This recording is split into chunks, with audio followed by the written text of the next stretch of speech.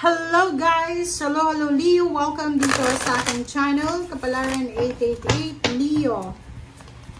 Tingnan natin Leo kung anong messages, vibration, gabay energy para sa inyong lahat.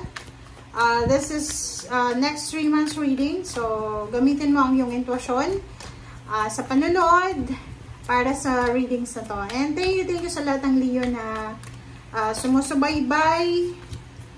Wow! Sumusubaybay dito sa ating channel. Doon sa mga Leo na nagla-like and share, nagsusubscribe, sa mga na hindi nag-skip ng ads natin, sa mga mga bago at dati kong subscribers. Thank you guys. Okay Leo, first 2 cards natin is number 20, number 2, and 8. Sinasabi ng bara sa'yo dito Leo na isang katotohanan, isang revelation or katotohanan ang posibleng darating sa buhay mo or matutuklasan mo. Ang katotohanan na to ay posibleng magdala sa'yo ng positive movement forward, lalo na sa pera.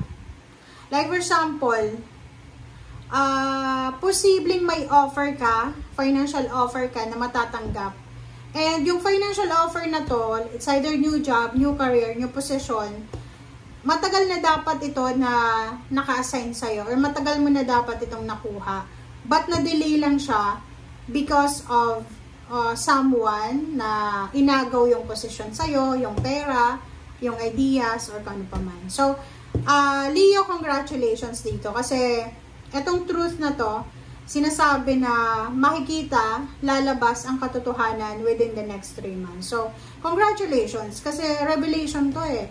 Maganda man yan or hindi maganda, as long as na lalabas yung katotohanan, still you are blessed pa rin. Diba? Okay. And truth, sinasabi ng bara sa'yo dito, Leo, na be true to yourself. Be true to yourself. Be true to someone or to everyone. Diba? Para ano? Para wala tayong kargado na karma. Okay? Maging totoo tayo sa kung ano man ang ginagawa natin. Positive movement forward, number 8. So, meron ditong Leo na posibleng siya ay magta-travel. July, August, September. So, maybe on your birthday, August, may mga Leo dito na posibleng magta-travel abroad, mag-a-apply siya ng trabaho sa ibang bansa, or kung ano man tong positive movement na to na gagawin mo, posible mo yan na pagkakakitaan. So, is either makakapag-desisyon kang magnegosyo, lumipat ng company, lumipat ng trabaho, or kung ano man siya na gagawin mo. Okay? Oops, sorry. Okay. Leo, Knight of Cups, victory and success. Wow. The World card. Ace of Wands. Okay. So, ang ganda na ito, Leo. Comment down below if you resonated. Okay, tingnan mo. I hope nakikita mo. Pasensya na, guys. Okay. Leo, meron kang direksyon na gustong simulan. Meron ditong Leo na nakapag-decide na siya na mag-travel. Nakapag-decide na siyang mag-apply ng bagong trabaho, nakapag-decide na siyang mag-retire early, nakapag-decide na siya na kung ano man itong direction, positive forward to eh, movement forward. So, yung King of Swords, number 8 na positive movement forward, ihisa lang siya. Kumbaga, nakatingin siya sa front niya, pupunta na siya sa future. Kumbaga, wala na siyang oras para balikan kung ano yung mga, or mag-hold back siya sa past niya, or sa kung ano yung mga bagay na hindi nag-work out. Okay.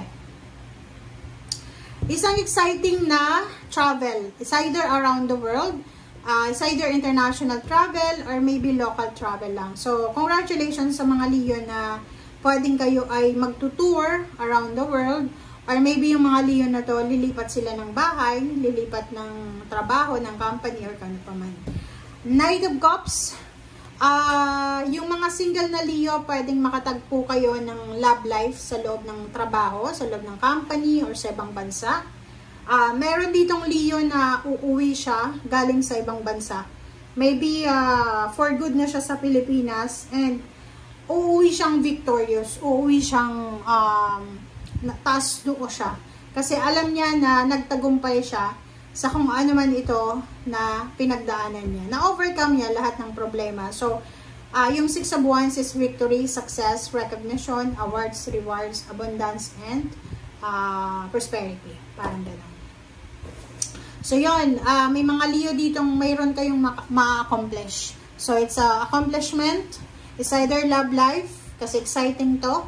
It's either new job, it's either new place, place of work, place of residence. So, kung ano man siya, new business.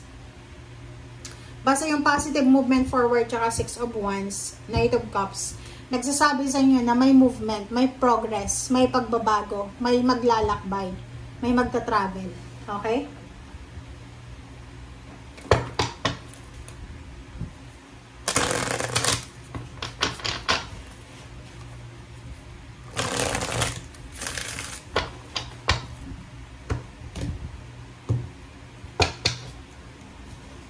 Okay.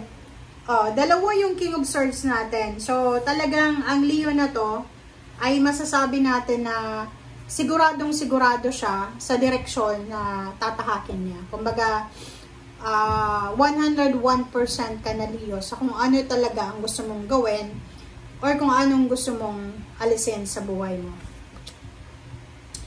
Dalawa yung Knight of Cups. Dalawa yung Knight of Cups, dalawa yung King of Swords. So, maybe isa sa mga pwedeng mangyari is new love life. May new love life or maybe may mag-o-offer sa'yo ng support, emotional support, or may mag-o-offer sa'yo ng friendship or collaboration, or ikaw to Leo, possible na may isang tao ka na gustong tulungan, damayan, or may isang tao ka na gustong bigyan ng suporta. Okay, so yung iba din na Leo dito, sinasabi ng barasan nyo na makaka-recover kayo sa kung ano man na pagbagsak nyo. Maybe bumagsak yung foundation mo. It's either nawalan ka ng trabaho, pwedeng na nagkaroon ka ng depression or anxiety, or nasira yung pamilya mo, diba? Nagkawatak-watak yung mga magpapamilya.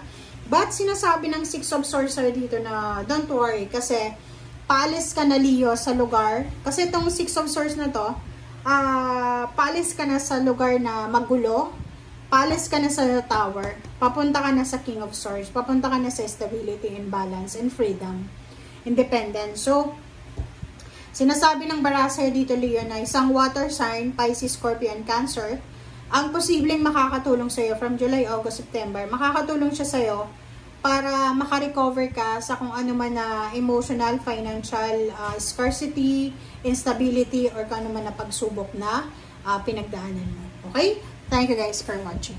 Bye!